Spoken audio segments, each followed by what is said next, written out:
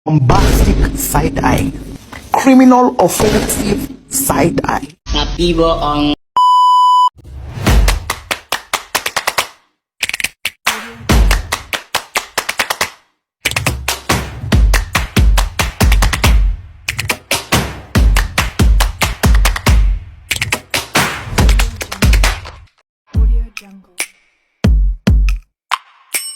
Assalamualaikum warahmatullahi wabarakatuh. Kami dari Universitas Mega Rizky Makassar, Fakultas Farmasi, Prodi S1 Farmasi.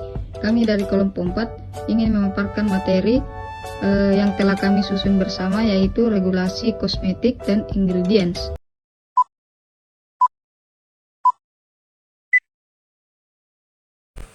Dasar hukum terbagi atas 6. Yang pertama, Undang-Undang Republik Indonesia Nomor 8 Tahun 1999 tentang Perlindungan Konsumen.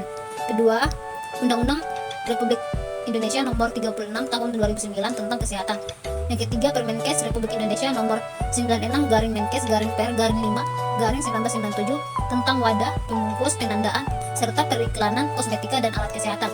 Keempat, Permenkes Republik Indonesia Nomor 1176/Menkes/Per/8/2010 tahun 2010 tentang notifikasi kosmetik. Kelima, Keputusan Kepala Badan POM Nomor HK 0005/41745 tahun 2003 tentang kosmetik. Keenam, Keputusan Deputi Bidang Pengawasan Obat Tradisional, Kosmetik dan Produk Komplemen Nomor PO 0104424082 tahun 2003 tentang pedoman tata cara pendaftaran dan penilaian kosmetik. Adapun pengertian etik dan regulasi kosmetik. Etik dan regulasi kosmetik adalah peraturan atau batasan hukum terhadap sediaan kosmetik yang beredar di pasaran oleh pemerintah, antara lain batasan tentang bahan baku dan bahan tambahan, proses produksi, packing atau pengemasan hingga ke tangan konsumen.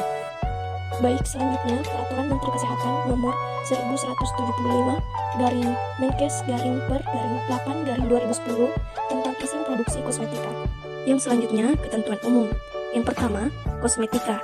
Kosmetika adalah bahan atau sediaan yang dimaksudkan untuk digunakan pada bagian luar tubuh manusia, seperti epidermis, rambut, kuku, bibir, dan organ genital bagian luar, atau gigi dan membran mukosa mulut, terutama untuk membersihkan, mewangikan, mengubah penampilan, dan memperbaiki bau badan, serta melindungi atau memelihara tubuh pada kondisi baik. Selanjutnya, izin produksi. Yang dimaksud adalah izin yang harus dimiliki oleh pabrik kosmetika untuk melakukan kegiatan pembuatan kosmetik. Menurut Peraturan Menteri Kesehatan Nomor 1175 Tahun 2010 tentang izin produksi kosmetik, pada pasal 6 ayat 1, izin produksi kosmetik diberikan sesuai dengan bentuk dan jenis sediaan yang akan dibuat. Pasal 2, izin produksi sebagaimana yang dimaksud digolongkan menjadi dua. Yang pertama, golongan A, izin produksi kosmetik yang dapat membuat semua bentuk atau jenis sediaan kosmetik. Yang kedua, golongan B, izin produksi untuk industri kosmetika yang dapat membuat bentuk dan jenis sediaan kosmetik tertentu dengan teknologi sederhana. Selanjutnya, ada industri kosmetika.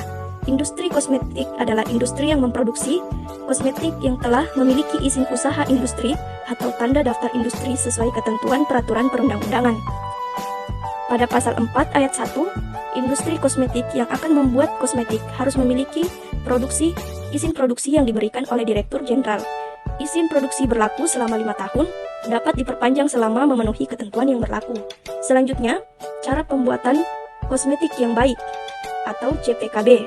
Seluruh aspek kegiatan pembuatan kosmetik yang bertujuan untuk menjamin agar produk yang dihasilkan senantiasa memenuhi persyaratan mutu yang ditetapkan sesuai dengan tujuan penggunaannya.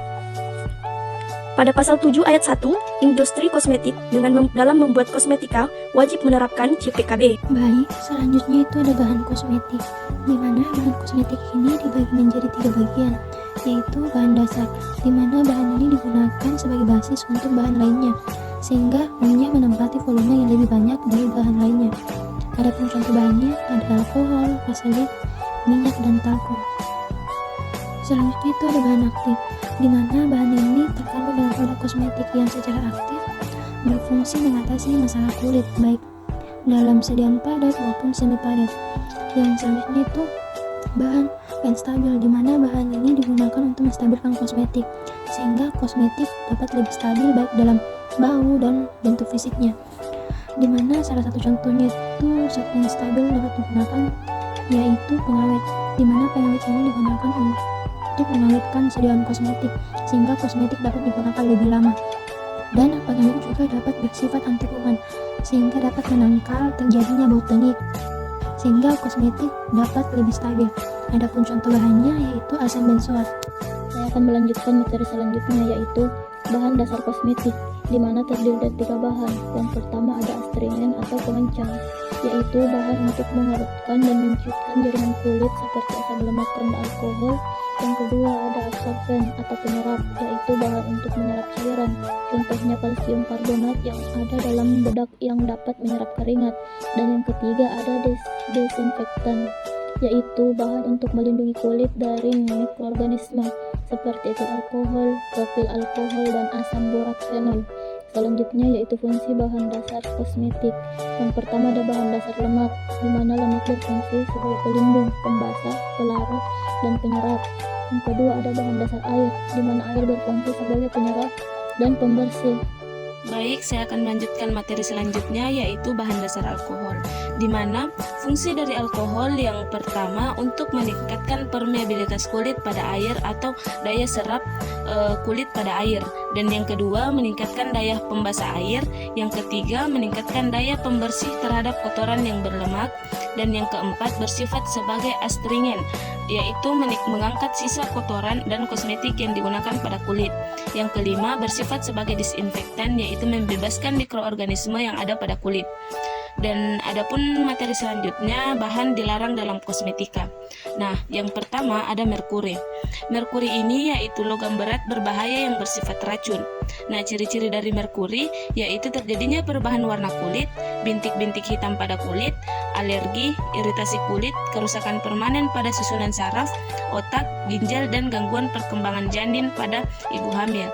Bahkan paparan jangka pendek dalam dosis tinggi menyebabkan diare, muntah-muntah, dan kerusakan ginjal, dan dapat menyebabkan kanker kulit atau dari zat karsinogeniknya. Yang kedua yaitu hidrokinon. Hidrokinon adalah senyawa organik aromatik yang merupakan jenis fenol turunan dari benzena dan memiliki rumus kimia C6H4OH2. Hidrokinon yang pertama yaitu zat reduktor mudah larut dalam air. Yang kedua yaitu menghambat pembentukan melanin atau pencerah kulit. Yang ketiga yaitu pemakaian jangka panjang dan dosis tinggi atau hiperpigmentasi atau kulit berwarna kehitaman atau ochloronosis setelah penggunaan selama 6 bulan dan kemungkinan tidak dapat pulih kembali atau irreversible. Yang keempat yaitu pemakaian jangka menengah atau kehilangan pigmen sehingga kulit menjadi pucat secara tidak beraturan atau vitiligo, leukodermin. Yang kelima yaitu krim yang mengandung hidrokinon akan terakumulasi dalam kulit atau mutasi dan kerusakan DNA, pemakaian jangka panjang atau bersifat karsinogenik.